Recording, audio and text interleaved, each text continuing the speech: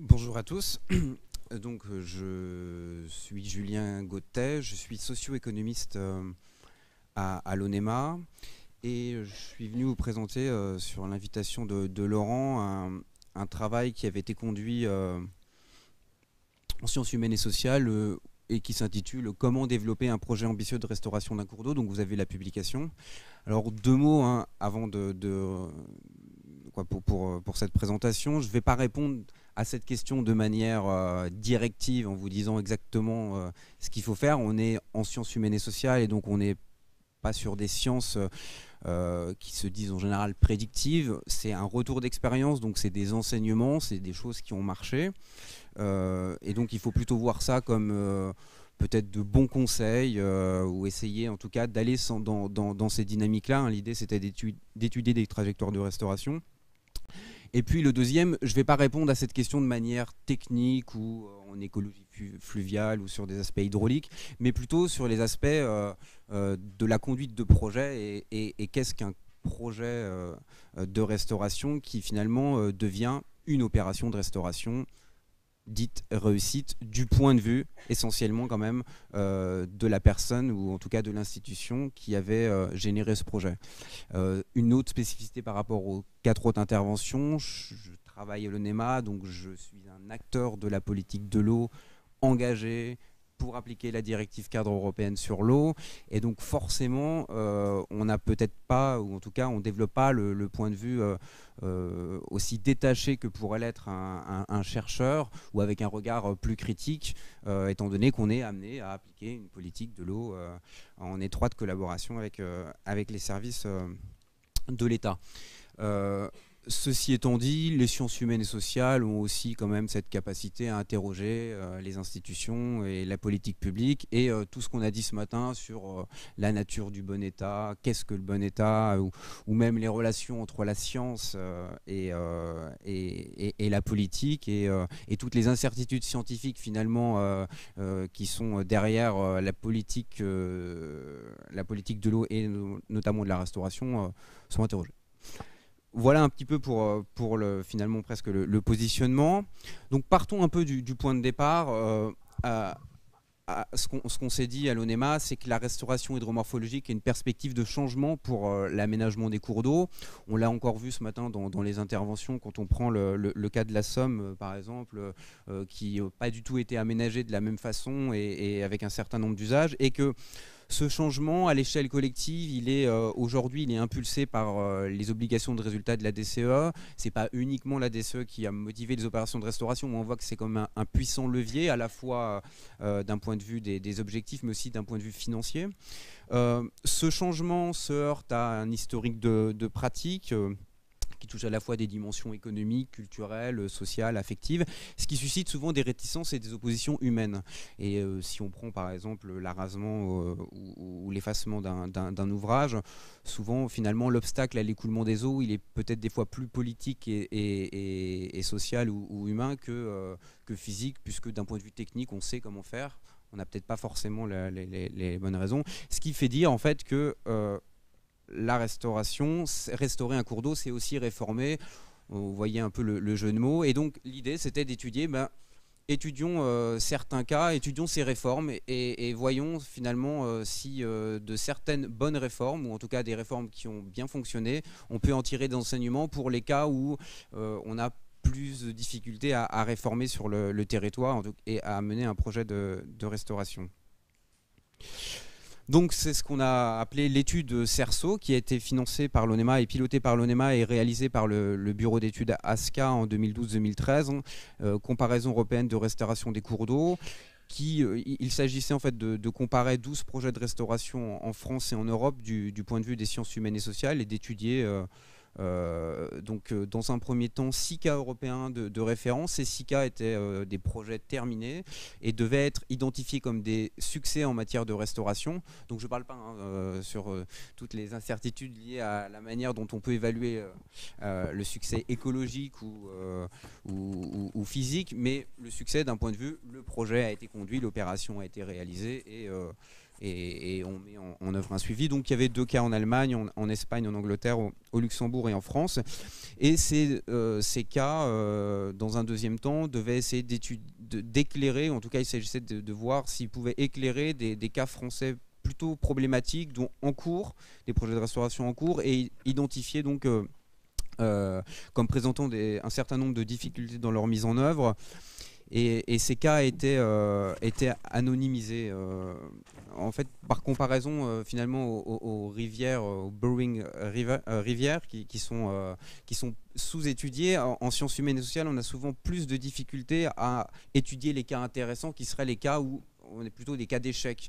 Et les gens viennent plutôt nous conter facilement les cas dont ils sont fiers, mais qui sont quelquefois en fait, on va dire, les moins intéressants, puisqu'il n'y a pas eu de débordement. Finalement, tout s'est bien passé. Et donc, pour le sociologue, c'est pas forcément toujours ce qu'il y a de plus intéressant. Alors, une analyse stratégique, la posture, l'idée, c'était vraiment d'aider les gestionnaires des milieux à porter la réforme des cours d'eau. Et donc, l'hypothèse assez forte, c'est de dire quand même que le succès de nos projets dépend de nos intentions, mais aussi de celles des autres acteurs concernés, que la capacité d'un porteur de projet à convaincre, à persuader les indifférents et les opposants, à impliquer, à discuter, à négocier avec les acteurs concernés et à se faire des alliés parmi les acteurs qui ont du pouvoir est une condition du succès.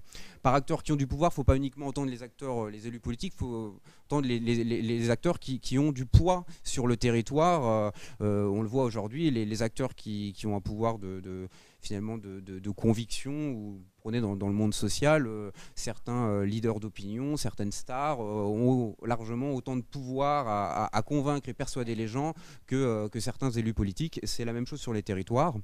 Et donc, c'était vraiment d'avoir une approche stratégique. Et je vous ai rappelé, là, on encadrait la définition de la stratégie, qui est finalement l'art de préparer, planifier, conduire et coordonner des actions pour atteindre un objectif. L'objectif, c'est d'atteindre l'opération de restauration.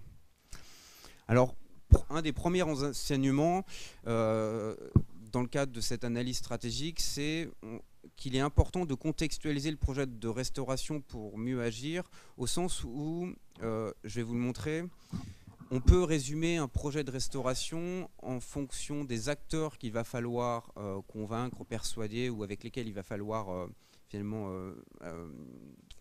coproduire le projet, et puis distinguer selon que l'initiative elle est portée par une institution environnementale, que ce soit l'agence de l'eau, les services de l'État, ou que l'initiative du projet était plutôt un acteur du territoire, que ce soit une fédération de pêche, une communauté de communes. Et donc si vous prenez en ligne, vous avez grosso modo 2 types d'acteurs sur un territoire. Ce sont des figures, mais des acteurs, ce qu'on peut appeler des politiques sectorielles. Donc les acteurs de la chasse, ça va être les acteurs du monde de l'agriculture, ça va être les acteurs de la politique énergétique, les hydroélectriciens, vous allez avoir les acteurs du monde de la santé. Et puis vous avez les acteurs du niveau territorial, ce sont plutôt les riverains, les associations, les habitants. Alors bien sûr, un agriculteur, il n'a pas toujours la casquette de l'agriculteur, il peut être aussi pêcheur. Mais si on distingue, en fonction de l'interlocuteur qu'on va avoir, si c'est un acteur des politiques sectorielles, l'enjeu stratégique donc, qui se situe là, ça va être un travail de négociation, de démonstration et de compromis. Vous êtes avec des acteurs qui ont des intérêts en place. L'agriculteur, l'hydroélectricien, il produit, son objet, il a un intérêt. Et donc, vous allez être obligé de trouver un compromis, de lui montrer que le projet de restauration, il va y trouver son compte. Alors, c'est ce qu'on appelle de la négociation, de la démonstration. On est dans le domaine du calcul, dans le domaine du chiffre, du comptable. On pourrait décliner les adjectifs. Et puis, vous avez les acteurs du niveau territorial, plutôt le riverain ou le citoyen, et on l'est tous. Là, vous n'êtes pas forcément obligé d'aller sur en tout cas ce que nous disent ces retours d'expérience et d'autres études, d'aller sur le domaine du chiffre ou finalement du calcul des services écosystémiques que vous allez obtenir. C'est plutôt un travail de conviction et de persuasion. Il faut donner du sens. Il faut que le projet il ait du sens, que les gens s'y retrouvent, et vous pouvez les convaincre finalement avec autre chose que des arguments économiques en général. Ça, c'est d'un point de vue des acteurs. Si on lit le tableau en colonne, on a une initiative institutionnelle et initiative locale. Donc, comme je vous l'ai dit, plutôt service de l'État, agence de l'eau d'un côté, peut-être, et de l'autre, fédération de pêche ou syndicat de rivières. Si c'est une initiative institutionnelle, il va falloir territorialiser le projet de restauration qui peut apparaître parachuté, au sens où vous êtes une agence de l'eau, vous avez beau avoir des antennes, et même si les agences connaissent souvent les territoires, elles n'ont pas forcément la légitimité sur le territoire, elles ne connaissent pas forcément aussi bien le territoire qu'un élu, et donc il va falloir territorialiser ce projet. Donc ça veut dire, avec les acteurs des politiques sectorielles, l'articuler avec les autres politiques sectorielles, hein, par exemple la politique énergétique, avec la politique agricole, et puis avec les acteurs du niveau territorial, il va falloir trouver une place dans la restauration, pour la restauration dans la dynamique territoriale, c'est-à-dire l'aménagement du territoire, les différents plans, les différentes finalement trajectoires qu'avait pris le territoire d'un point de vue socio-économique ou des usages. Et puis si c'est une initiative locale, là il va falloir rendre DCE compatible le projet spontané et consolider les soutiens territoriaux. Vous êtes une communauté de communes, pour des raisons de protection contre les inondations, vous avez prévu un projet de restauration, vous voulez obtenir le soutien soutien financier, notamment de l'agence de l'eau. Souvent, il va falloir mettre une dimension renaturation à votre projet qui était peut-être envisagé d'un point de vue très hydraulique. Et puis, vous avez beau être un acteur local, il faut toujours élargir l'assise territoriale du projet. Et on le verra, plus votre projet est ambitieux et finalement touche un réseau d'acteurs important, plus il va falloir finalement travailler à être légitime sur le territoire. Et on n'est jamais... c'est un peu comme la maxime de la SNCF, on communique jamais assez. C'est pareil sur finalement quand on est un acteur local, il faut sans cesse élargir ça. Et donc ça vous donne finalement une première grille de lecture qui assez intéressante, au sens où elle permet quand même de voir finalement les grandes directions dans lesquelles aller selon qu'on s'adresse à des acteurs économiques, sectoriels ou territoriaux, ou que l'initiative est institutionnelle ou locale. Un des deuxièmes enseignements de ce retour d'expérience que montrent les cas de réussite, et à l'inverse ceux qui sont peut-être un peu plus en difficulté, c'est la mobilisation de l'histoire. L'histoire, c'est une ressource pour le porteur de projet qui est souvent sous-utilisée. Et pourtant, on l'a encore vu ce matin, on est sans cesse à aller chercher dans l'histoire des problématiques, des causalités. Et l'importance de travailler cette histoire et finalement d'essayer de la mobiliser d'une manière peut-être stratégique, mais pas forcément malsaine, mais d'un point de vue vraiment stratégique, c'est ce que nous enseignent tous les travaux en sciences humaines et sociales, en tout cas une bonne partie, c'est que le porteur du problème et celui qui a réussi à démontrer le problème, en général, a de plus de facilité pour porter sa solution. Et si vous voulez, par exemple, porter un projet de restauration, il est intéressant d'essayer de raconter l'histoire de la rivière et de montrer finalement en quoi votre projet de restauration n'arrive pas comme un cheveu sur la soupe, mais est la réponse à une situation qui trouve ses racines dans l'histoire, et pas simplement d'un point de vue écologique, mais aussi d'un point de vue des usages, d'un point de vue, il y a eu différentes crues, voilà à chaque fois les conséquences, et voilà pourquoi nous menons ces travaux de restauration. Mais le faire de manière peut-être en utilisant ce que montre cette étude, c'est que utiliser une technique qui s'appelle la technique du récit. C'est comme vous y prenez un roman, vous avez la mise en intrigue, le fil conducteur, et puis vous avez finalement la fin de l'histoire, ou plutôt le début, selon que vous voulez inscrire finalement votre projet de restauration soit dans la rupture de cette histoire et de montrer, mais regardez, en fait on ne fait que revenir à un état initial qui était plutôt intéressant à la fois pour nos milieux, mais à la fois pour les usages, hein. On se baignait dans cette rivière, vous l'avez peut-être oublié, mais on a trouvé des gens qui le faisaient, ou alors totalement en rupture pour dire mais ce milieu-là est totalement dégradé depuis des siècles, et l'idée c'est finalement de lui faire prendre une nouvelle trajectoire beaucoup plus fournie en espèces par exemple, ou en habitant, et finalement c'est un milieu qui serait plus agréable à vivre. On y reviendra cet après-midi, mais cette dimension historique est assez assez intéressante. Et alors le troisième enseignement, c'est la maîtrise des déterminants stratégiques du changement. Alors derrière ce terme un peu qui peut paraître un petit peu pompeux de déterminants stratégiques, qu'est-ce qu'on y met? En fait, on y met quatre choses. Ce sont en fait des déterminants qui, lorsqu'ils sont maîtrisés, on s'aperçoit que le projet de restauration a toutes les chances d'aboutir, de se transformer en réelle opération sans perdre de son ambition environnementale. C'est la reconnaissance du porteur du projet. Ça renvoie finalement à sa légitimité, ça renvoie à sa crédibilité. Et ça, c'est vraiment une dimension essentielle. C'est vraiment la capacité d'un acteur à enrôler les acteurs et à les convaincre. Le deuxième, c'est la pertinence sociale, territoriale et politique du projet.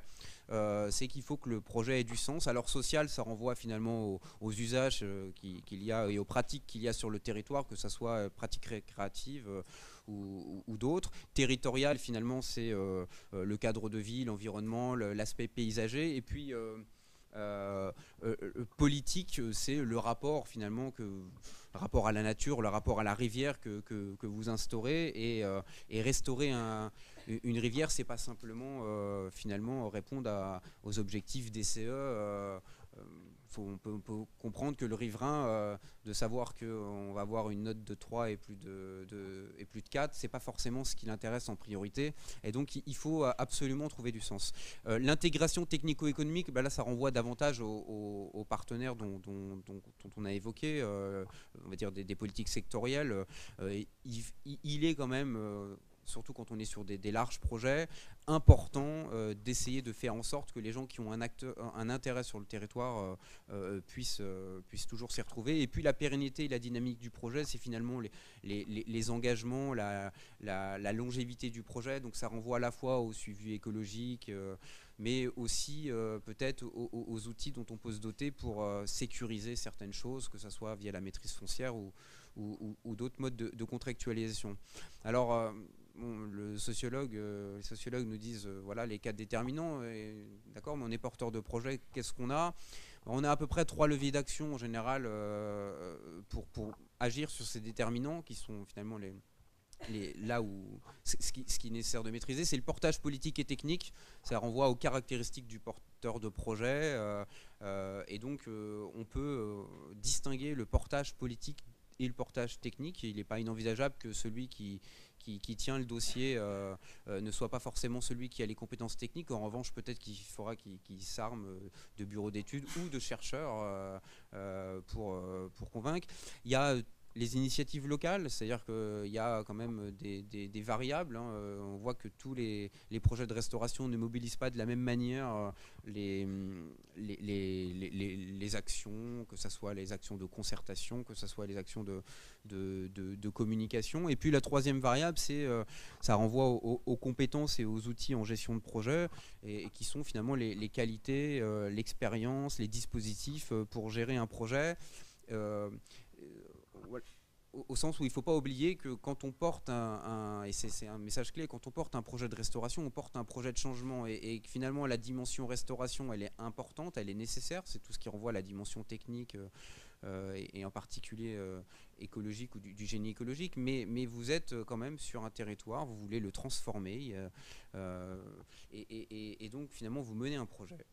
Et là, ça demande des compétences particulières qu'on a peut-être quelquefois tendance à oublier, considérant que la pertinence technique du projet suffirait. Alors, quelques enseignements pour chaque déterminant, et en particulier les 3 premiers, puisque l'aspect pérennité a été compliqué à étudier dans le cadre de cette étude, puisqu'il n'y avait pas assez de recul, et que pour étudier la dynamique, il a fallu, ou peut-être que je reviendrai dans une dizaine d'années, vous comptez tout ça. Mais la reconnaissance du porteur du projet, bon, quelques enseignements qui ne sont pas forcément toujours, qui sont pas contre-intuitifs. Elle est plus ou moins importante selon l'ambition du projet. On pense que sur la Célune, la reconnaissance du porteur de projet sera peut-être plus importante, ou en tout cas encore plus nécessaire que si c'est pour supprimer un petit seuil, encore que, mais ça va quand même relativement varier. L'acceptabilité du projet ne doit pas être le seul moteur pour trouver des alliés. C'est assez fréquent quand on vient, on nous demande de faire des études en sciences humaines et sociales. On nous dit mais comment on peut faire accepter le projet? Entendu que on doit faire accepter le projet. Et ce qui ressort, c'est que en essayant de à tout prix faire accepter, le risque c'est quand même de vider de sa substance écologique et environnementale le projet, et finalement de perdre d'autres alliés, puisque pour vous faire un certain nombre d'alliés, vous avez montré qu'il y avait une dimension écologique, renaturation. Si vous voulez que l'agence de l'eau vous finance jusqu'au bout, il va falloir quand même conserver une dimension environnementale à ce projet. Et puis au-delà même des soutiens financiers des agences, certains cas ont montré que les citoyens, les riverains qui avaient été intéressés, qui étaient de véritables soutiens à ce projet, avaient arrêté de le soutenir à partir du moment où ils ont vu qu'il y avait des négociations en catimini avec le monde agricole. Je vais m'arrêter sur cette dernière diapo. Et la troisième enseignement, c'est la crédibilité pour négocier avec les acteurs sectoriels. Vous allez vous présenter auprès du monde agricole ou auprès du monde des hydroélectriciens. Pour être crédible, en général, il faut arriver avec des études, il faut arriver finalement avec des données, et donc ça veut dire qu'il faut s'entourer d'un certain nombre de compétences nécessaires. Pour bien comprendre ça, il faut s'y mettre à la place. Finalement, c'est comme si vous aviez un agriculteur qui venait vous dire ce qu'il faut faire en termes de restauration écologique. S'il vous le dit comme ça, vous allez dire oui, c'est bien gentil, mais j'ai du mal à te croire. S'il venait avec un certain nombre d'études, de la biblio, et voir un bureau d'études qui a fait des études exactement sur le projet, peut-être qu'il gagne en crédibilité. On est un petit peu dans la perspective similaire. Sur la pertinence sociale, là aussi, des choses qui sont plus ou moins intuitives. Communiquer sur les multiples dimensions du projet, ça veut dire qu'il ne faut pas se restreindre à la dimension écologique en général, et il faut vraiment réencastrer le projet dans le territoire. Il faut donner à voir le projet pour le rendre tangible. Là, l'exemple que je prends, c'est souvent celui des urbanistes. En fait, leur projet, souvent, c'est de construire une tour ou de construire un quartier, mais ils ne réduisent pas ce quartier à du béton, ils mettent des gens, ils mettent des relations sociales, ils mettent finalement et c'est un peu ça quand on fait un projet de restauration. En tout cas, sur certains projets de restauration, il y a quand même une dimension, on va vivre le territoire d'une nouvelle manière. Alors si vous êtes en contexte urbain, c'est encore plus vrai que si vous êtes dans des contextes avec moins de démographie. Faire reconnaître l'exemplarité du projet, c'est aussi des choses qui ressortent, c'est quand une agence de l'eau, par exemple, sur un territoire, va mettre en vitrine un projet. Quelquefois, ça permet à ce territoire d'acquérir de la visibilité, et à certains, finalement, d'avoir une reconnaissance et d'être fiers de ce projet-là, qui leur paraissait pas forcément très intéressant, ou finalement ils étaient relativement indifférents, mais ils se rendent compte que l'attention qui est portée à leur territoire via ce projet les sensibilise. Et puis impliquer les acteurs sectoriels, c'est qu'on ne peut pas construire la pertinence sociale territoriale sans à un moment donné discuter avec les acteurs des politiques sectorielles. En revanche, on ne peut pas, j'ai mis un point d'exclamation parce il faut éviter d'avoir des négociations bilatérales. Il faut que cette implication se fasse dans un esprit concerté. Sinon, vous tombez dans la théorie du complot, où certains vont dire mais oui, en fait, on nous présente le projet, mais le projet il est en train de se définir ailleurs, entre le binôme agriculture et l'élu de la commune. Et puis enfin sur l'intégration technico-économique, donc là on est dans le registre de la démonstration, il faut vraiment montrer les opportunités pour les filières économiques, et il y en a aujourd'hui, il y a quand même tout un tas de mouvements sur la relocalisation de l'agriculture avec des labels, etc. Il ne faut pas hésiter à aller là-dessus, et il y a des expériences vraiment intéressantes. Recourir à une expertise technique multithématique, c'est-à-dire donc là sur tous les domaines, pas seulement écologique, fluvial, et on le voit, il y a des controverses au niveau écologique, mais il y en a aussi en agronomie, etc. Et donc il faut aller sur tout ça. Et obtenir un soutien institutionnel pour négocier avec les acteurs économiques, ça c'est surtout valable quand vous avez affaire à un projet de restauration locale, mais qui va venir perturber un usage de l'eau dont le centre de décision n'est pas local, mais plutôt à une autre échelle. Et en particulier, je pense à l'hydroélectricité, où le jeu ne se joue pas forcément à l'échelle locale, mais se joue plutôt en région parisienne, voire davantage. Et en ce sens-là, si vous êtes un syndicat de rivière ou une petite commune, vous allez avoir besoin d'acteurs situés à une échelle supérieure, en particulier les agences de l'eau. Et donc tout ça est relié à la pérennité du projet, puisque la pertinence sera d'autant plus forte que vous arrivez à garantir qu'il y a une pérennité du projet, que vous n'êtes pas sur quelque chose de totalement ponctuel, que l'intégration technico-économique, vous amenez des instruments qui permettent de montrer que vous inquiétez pas, on va vous demander de changer vos pratiques culturelles, mais on a des instruments qui permettent de vous assurer un revenu pendant quelques années. Voilà. Ça va être rapide avant d'aller déjeuner. Je pense qu'effectivement, dans tous les projets sur lesquels on travaille, c'est qu'on est sur de la propriété privée à 99%, et autant, et justement cette dimension humaine, elle est vachement importante, parce que souvent en tant que technicien, on raisonne sur les hydrosystèmes, mais c'est vraiment avant tout des sociosystèmes, c'est-à-dire que c'est vraiment hyper important, et on peut avoir le plus beau projet du monde d'un point de vue comment dire, environnemental, et puis se planter magistralement. Enfin, moi j'en ai fait un, et c'était assez douloureux in fine. Et je pense qu'effectivement, il y a par rapport à, disons, aux actions qui sont mises en œuvre, actuellement, on a même si l'argent est rare, il y en a quand même. On a un peu de connaissances techniques, et en étant, avec les CTMA, en fait, ça peut être relativement facile à dérouler. Le problème, c'est qu'en fait, souvent, on met en œuvre des projets techniques avant d'avoir mis en fait en place le projet de territoire. Et au lieu d'avoir un temps de maturation nécessaire de ce projet de territoire sur l'eau, enfin sur différentes thématiques, tout thème confondu, en fait on demande, et avec la DCE, on demande de mettre en place des programmes.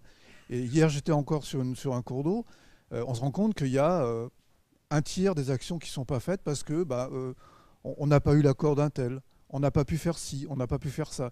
Et c'est vraiment, il y a une déperdition énorme, parce que justement, ce que vous dites, c'est-à-dire le fait humain n'est pas intégré dans la dynamique du projet. Et parce qu'il y a une urgence à faire. Or, on est sur des temps longs, très longs même. Je pense qu'en effet, le facteur humain, en fait, il vient au bout d'un moment. Hein. En fait, on a des oppositions.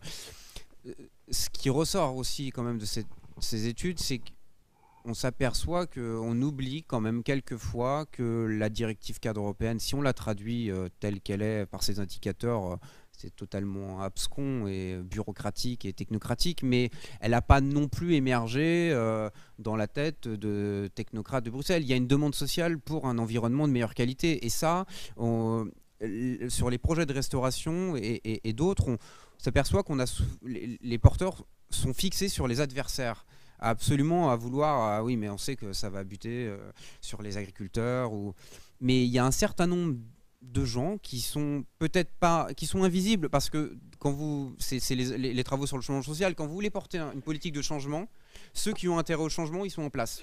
Et ils sont prêts à se mobiliser, et vraiment au sens fort du terme. Ceux qui ont intérêt au changement, souvent, ils existent, mais que sur le papier. C'est-à-dire, c'est une enquête d'opinion qui va montrer que les gens voudraient. Mais ils ne vont pas forcément se mobiliser parce qu'ils ne savent même pas ce qu'ils ont à gagner. Et donc, c'est aux porteurs de projets d'arriver à fabriquer cette demande sociale, ou en tout cas à la traduire. Ça ne veut pas dire que ça marche à chaque fois, mais de ne pas toujours se fixer face à ses adversaires. Parce que un porteur de projet, s'il arrive à montrer que toute une population, c'est ce que font les hommes politiques quand ils veulent porter des réformes. Hein. Aujourd'hui, ils s'appuient finalement sur des enquêtes d'opinion, etc., pour montrer que ceux qui contestent, ils sont torts, ils sont minoritaires. Mais c'est aussi quelque chose qui ressort, c'est qu'on a tendance, j'entends bien la difficulté d'intervenir sur chez des propriétaires privés. La question de la maîtrise foncière, elle est déterminante et elle est souvent une clé de la réussite des projets. Mais ne pas oublier quand même qu'on est dans un mouvement vers toujours plus. Il y a une demande pour l'environnement. Ça ne veut pas dire que les acteurs politiques, certains mettent l'économique aujourd'hui en avant, mais il y a quand même cette demande croissante et on n'est plus dans les années 70 ou 80. Il y a un certain nombre de connaissances. Donc, en fait, par rapport aux interventions, j'ai envie d'être optimiste et donc de dire que tout n'est pas impossible mais peut-être qu'en effet il faudrait peut-être travailler davantage les projets de territoire, de lâcher un petit peu la technique, même si elle est nécessaire et importante. Mais ce que les interventions de ce matin disaient, c'est qu'on ne peut pas tout attendre actuellement de la science et de la technique. Il y a un certain nombre d'incertitudes. On avance finalement un petit peu à l'aveugle sur certaines choses. Et que même quand on a des certitudes, on voit quand même que selon l'angle de vue, si on prend le parti des poissons ou si on prend le parti des invertébrés, on ne va peut-être pas porter le même type d'objet de restauration. Et ça vient finalement un peu quand même... Je pense que ce matin, c'était peut-être un peu perturbant parce que ça vient fragiliser le lien qui existe entre finalement la science qui dit le juste et le vrai et qui nous dirait ce qu'il faut qu'on fasse, alors que c'est pas. Mon point de vue est que c'est pas tout à fait comme ça que ça se passe, que ce soit en écologie ou dans d'autres domaines d'ailleurs. Mais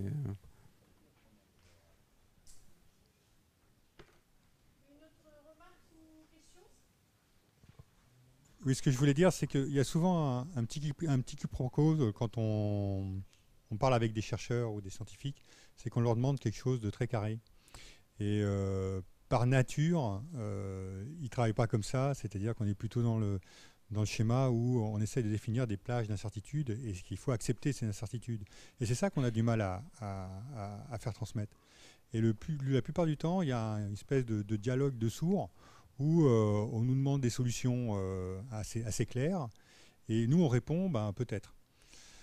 Et c'est ce qui se passe très régulièrement. Et là, il y a un petit point d'accroche, je pense. Enfin, un petit point là, non, oui, mais moi je veux prêcher un convaincu. Mais je pense qu'on n'est pas dans le domaine de la science, ou on est dans le domaine de l'expertise. Et l'expertise, c'est forcément une transgression. C'est on vous demande d'en dire beaucoup plus que ce que vous savez. Ce que vous savez, c'est ce que vous avez observé. Et après, on vous demande, et donc, qu'est-ce qui se passe ailleurs? Ah, mais ça, je sais pas. Moi, dans mon laboratoire, ça se passe comme ça, en contrôlé. Donc, laboratoire de plein air ou laboratoire à l'intérieur. Mais la mobilisation des connaissances scientifiques vis-à-vis de la politique, c'est souvent de l'expertise. Et l'expertise, ce n'est ni de la science, ni de la politique. C'est les deux.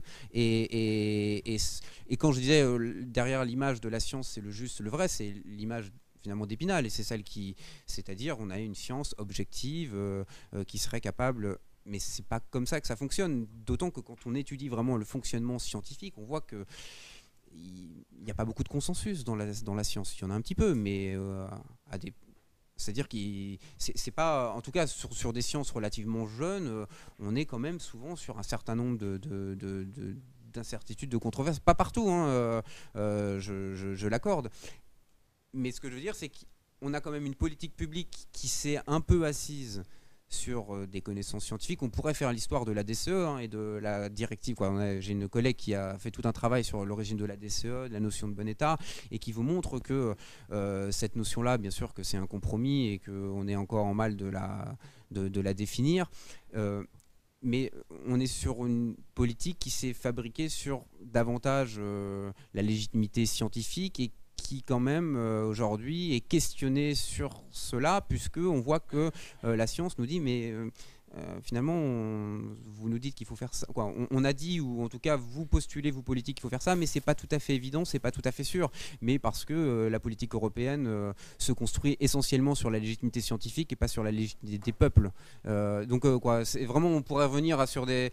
Mais ce que vous dites, c'est clairement il y a souvent quand même le lien science et politique est impensé ou mal pensé et donc met en porte-à-faux souvent les chercheurs scientifiques qui sont sommés de répondre à des questions noir ou blanc alors qu'ils n'ont pas les outils ni les armes pour répondre noir ou blanc.